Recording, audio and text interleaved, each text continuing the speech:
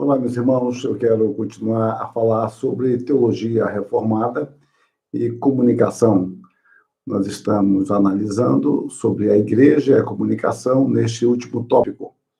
E nós terminamos no vídeo anterior falando sobre a difusão do evangelho, de quantas cartas Paulo escreveu, a preocupação de Paulo em comunicar a mensagem do evangelho, quer por carta, quer presencialmente, a preocupação em formar discípulos para que assumissem as igrejas, fortalecessem as igrejas e ali formassem novos presbíteros, nova liderança, e assim foi o seu trabalho. Eu estou apenas, obviamente, esboçando essa questão.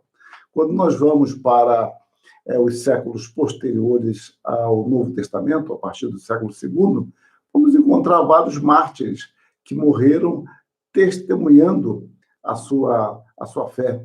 Homens que sabiam que a mensagem que anunciavam estava os pondo em risco, e assim eles fizeram conscientemente. Mas a igreja, ela não viveu apenas o testemunho de mártires, mas outros homens que pregaram, que ensinaram, homens, inclusive, anônimos. Eu quero sempre estabelecer essa relação de que a igreja ela esteve sempre ocupada com a comunicação. Atanásio, bispo de Alexandria, Atanásio viveu no terceiro século da era cristã, ele, por exemplo, escrevia cartas às suas igrejas com orientações, com as suas pastorais, e uma carta que se tornou muito importante para nós é a 39ª carta festiva do ano de 367. É ali onde, pela primeira vez, você encontra os livros completos do Novo Testamento redigidos, ou seja, mencionados em um único documento. Esse documento de Atanásio foi fundamental para que, no ano 397, no terceiro concílio de Cartago, fosse, então, reconhecido o cânon do Novo Testamento, como nós temos hoje. A igreja, quando reconhece o cânon do Novo Testamento como sendo os 27 livros que temos, ela, na realidade, está comunicando uma mensagem. Nós encontramos um testemunho muito curioso de Eusébio de Cesareia, o pai da história eclesiástica. Então, ele, no IV século, vai sumariar o trabalho missionário de inúmeros servos anônimos que comunicavam a mensagem.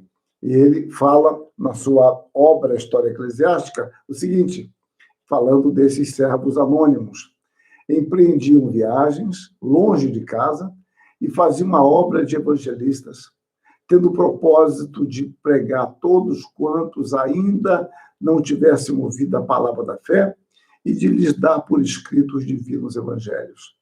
Esses homens se limitaram a meramente deitar os alicerces da fé em alguns lugares estrangeiros e a nomear outros como pastores, aos quais confiavam os cuidados do que acabaram de ser trazidos à fé.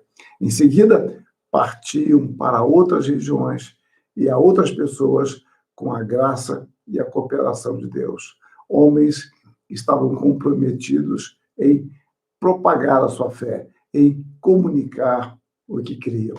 Nós vemos mais à frente, no século XIV, a tradução de John Wycliffe, chamado de Estrela d'Alva da Reforma, quando ele traduz o Novo Testamento em 1382 e depois o Antigo Testamento em 1384, quer seja ele diretamente traduzindo, quer coordenando uma equipe de tradutores, embora essas traduções do Antigo e do Novo Testamento só no século XIX seriam impressas, mas nós vemos ali a preocupação deste homem de comunicar o Evangelho. Mas por que nós damos ênfase a isso? É que nós temos que examinar o contexto. No século XIV, mais precisamente em 1348, tivemos um surto de peste bubônica, ou a peste negra, na Inglaterra, calcula-se que 1/4 da população morreu. A peste negra, ela teve ciclos, vários ciclos na Europa, e houve cidades que praticamente foram extintas, viraram cidades fantasmas. Então, especula-se que 1/3, em média, 1/3 da população da Europa foi extinto. 1/3. Mas havia cidades que foi muito mais do que isso. E essa população da Inglaterra não tinha Bíblia em sua língua. Os padres pareciam, ou o clero parecia um tanto distante da igreja, do povo de Deus, do sofrimento. A leitura que eles conheciam da Bíblia era apenas uma leitura litúrgica e somente da Vulgata. O inglês era a língua dos camponeses. Então, os camponeses sabiam o inglês, a classe mais nobre sabia o latim e o francês. Muitos morriam sem conforto algum. Havia uma opulência na igreja e, ao mesmo tempo, desinteresse por essa classe.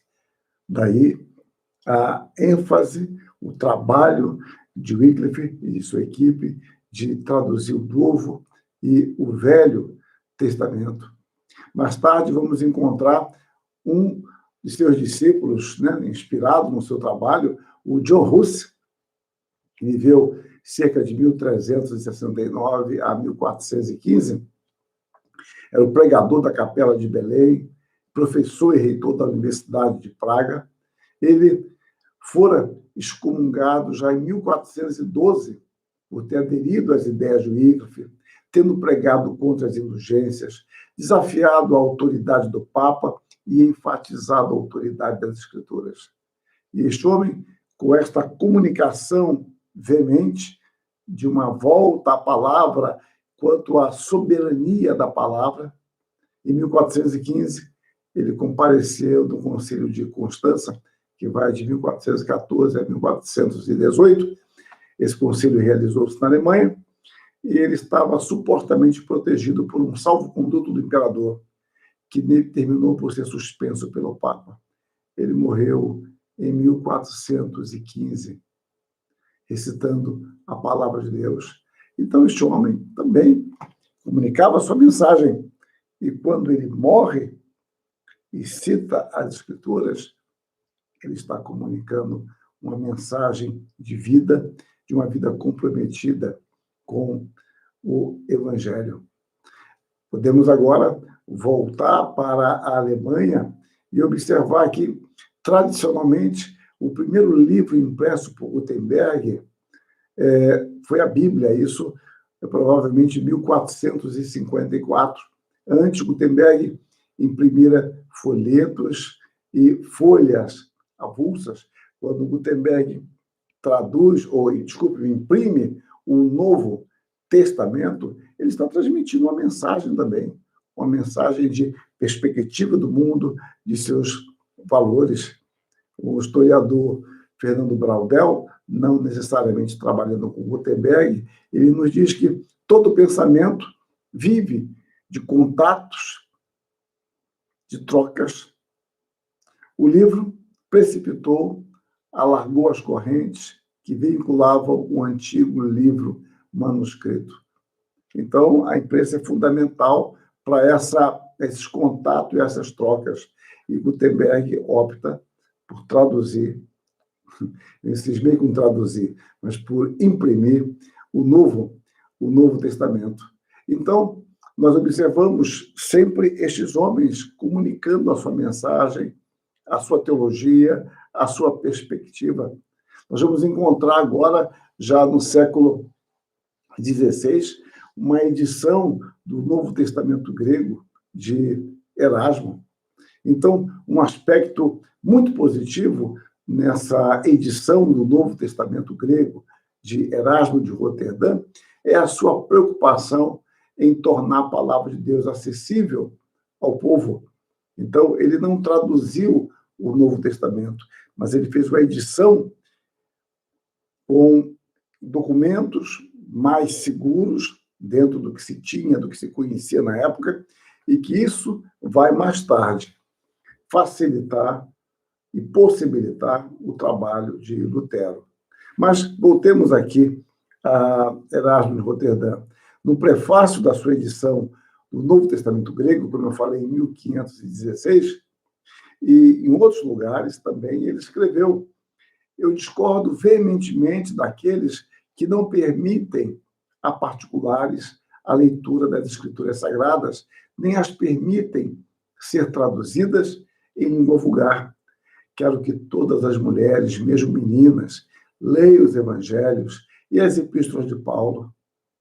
Prover a Deus que a Bíblia fosse traduzida em todas as línguas de todos os povos, para que pudesse ser lida e conhecida não só pelos escoceses e pelos irlandeses, mas também pelos turcos, pelos sarracenos.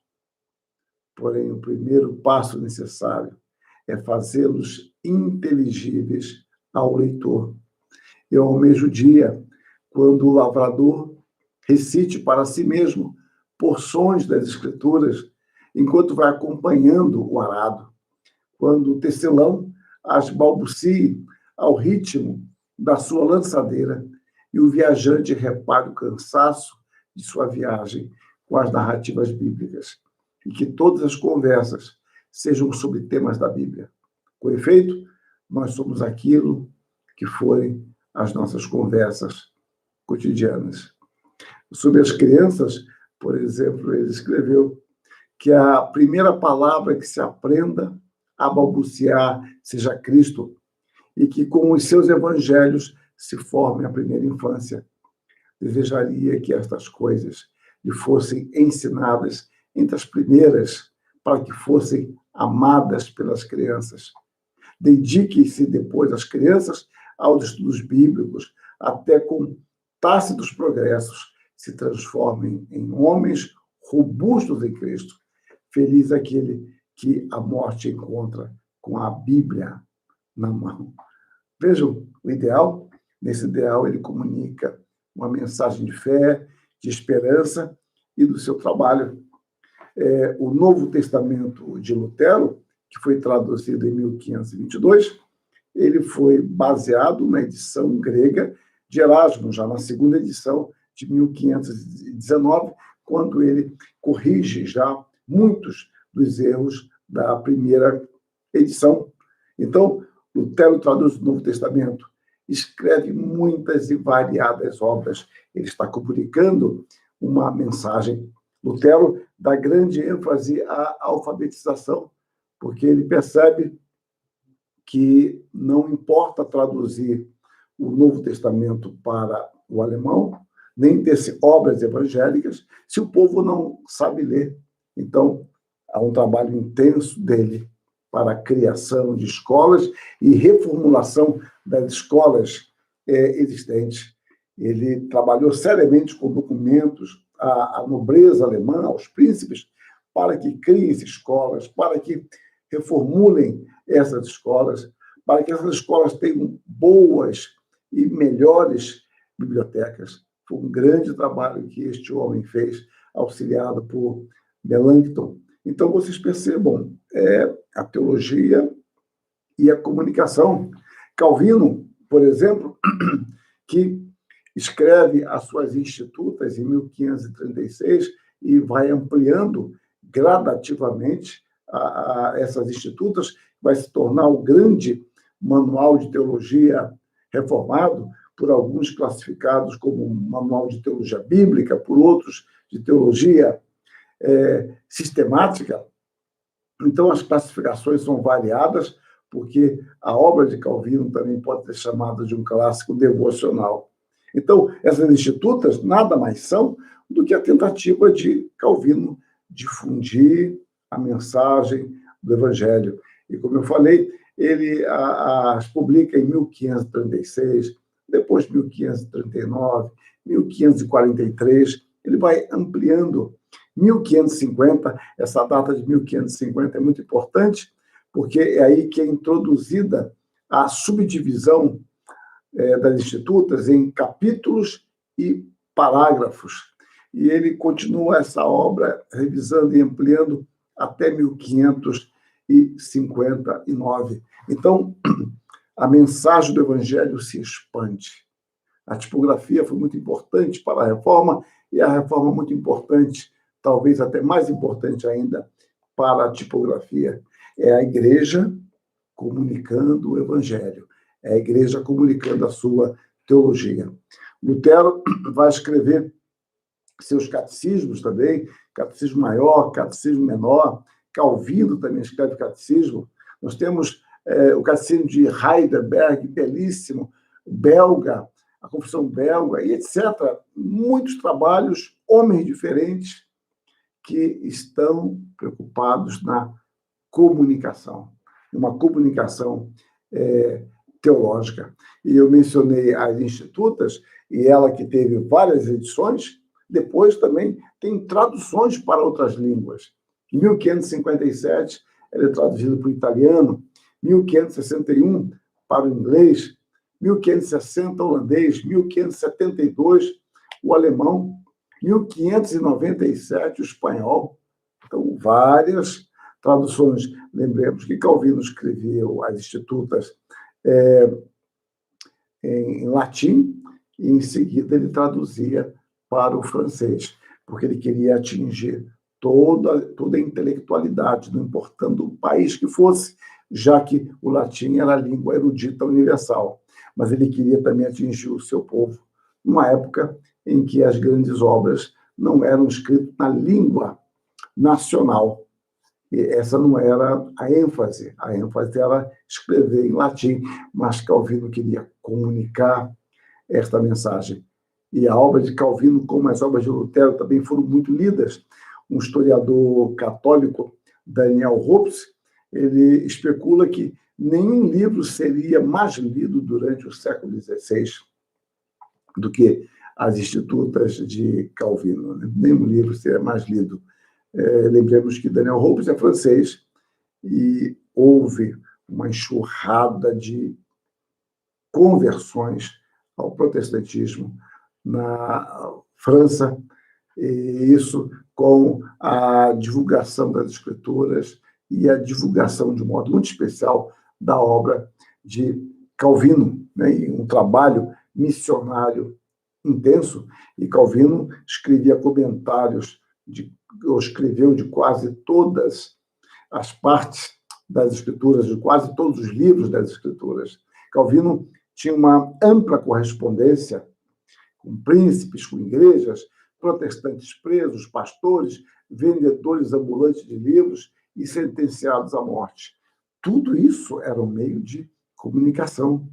Era a igreja difundindo a mensagem. Catecismos, confissões, traduções da Bíblia, distribuição de Bíblias, panfletos, cartas, sermões que eram impressos, eram formas de difundir essa palavra. Calvino também vai difundir essa mensagem por meio do canto, né? Seu Saltério de Genebra, que começa a ser publicado em 1539 e vai até 1562, a sua última edição em termos de ampliação. O Saltério de Genebra se tornou um veículo de comunicação poderosíssima do Evangelho, a mensagem cantada. E os franceses, de um modo especial, assimilaram tanto esta mensagem do Evangelho por meio da música, que era muito e muito comum. Quando você lê as narrativas, é um lugar comum encontrar isso. Esses homens, quando martirizados, morriam cantando salmos. A Academia de Calvino, conhecida como Escola da Morte, se tornou um grande centro missionário em toda a França, chegando a haver um momento em que a França tinha um terço da sua população, um terço de protestantes.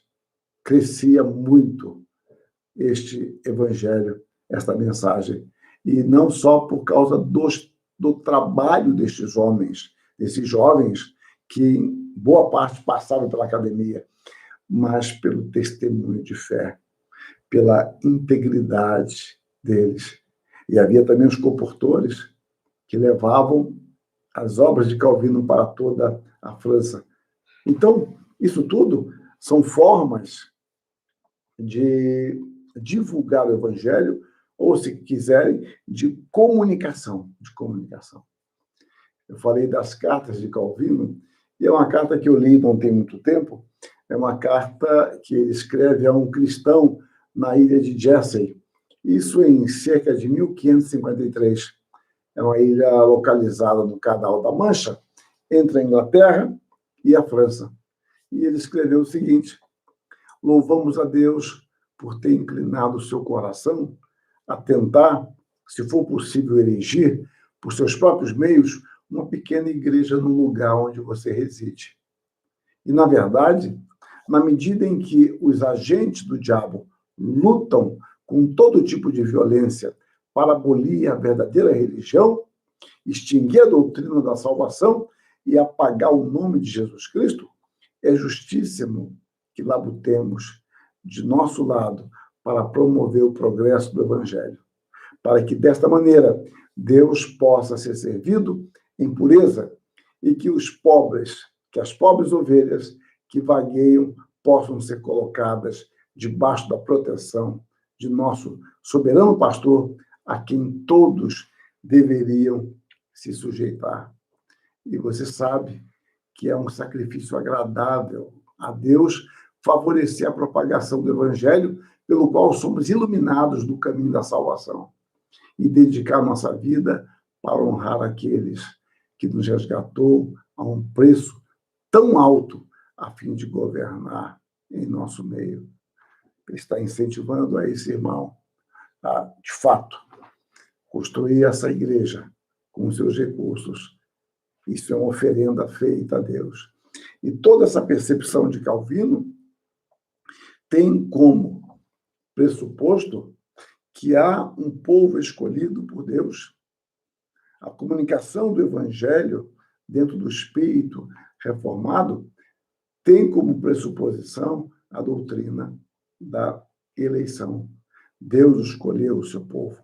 E este povo está esparramado por toda a face da terra. Cabe a nós anunciar o Evangelho, comunicar esta mensagem, que este é um meio ordinário estabelecido por Deus. Então, quando Calvino, por exemplo, comenta 1 Timóteo 2,4, diz: nenhuma nação da terra e nenhuma classe social são excluídas da salvação, visto que Deus quer oferecer o Evangelho a todos, sem exceção. No mesmo contexto, à frente, ele escreve: aqueles que se encontram sob o governo do mesmo Deus não são excluídos para sempre da esperança da salvação. Por isso, continua ele, o Senhor ordena aos ministros do Evangelho que preguem em lugares distantes com o propósito de espalhar a doutrina da salvação em cada parte do mundo. Essa era a perspectiva dele. Deus tem o seu povo. Cabe a nós anunciar o Evangelho. E aqui há uma associação, muitas vezes, entre esses missionários que vão comunicar o Evangelho e o martírio. Calvino escreve: isto nos indica também o método ordinário de congregar uma igreja, isto é, pela voz externa dos homens. Pois ainda que Deus conduza a si cada pessoa por uma influência secreta, contudo, ele emprega a agência dos homens, a fim de despertar neles uma ansiedade pela salvação dos demais. Por este método, ele fortalece também sua mútua adesão e põe em prova sua diligência em receber instrução, quando cada um permite ser ensinado por outros. Observe, então, mais uma vez, a questão da eleição. Em outro lugar, ele vai escrever algo mais. Eu tenho que dar uma parada, beber água. Então, ele diz: se tivermos alguma humanidade em nós, Vendo os homens caminhando para a perdição, não deveríamos ser movidos pela piedade a resgatar as almas perdidas do inferno e ensiná-las o caminho da salvação? Observem a sua perspectiva de pregar o Evangelho, anunciar o Evangelho, comunicar esta mensagem, tendo como pressuposição que Deus escolheu o seu povo e que nós somos meios, instrumentos ordinários para a divulgação desta mensagem. Eu paro por aqui para não me alongar tanto e no próximo vídeo eu começo a falar sobre John Knox. Que Deus nos abençoe e que encha o nosso coração do desejo de comunicar a mensagem cristã, uma mensagem que nos fala do amor de Deus, que nos fala do pecado, nos fala da misericórdia e da salvação que temos em Cristo Jesus. Abraço a todos. Até o próximo vídeo.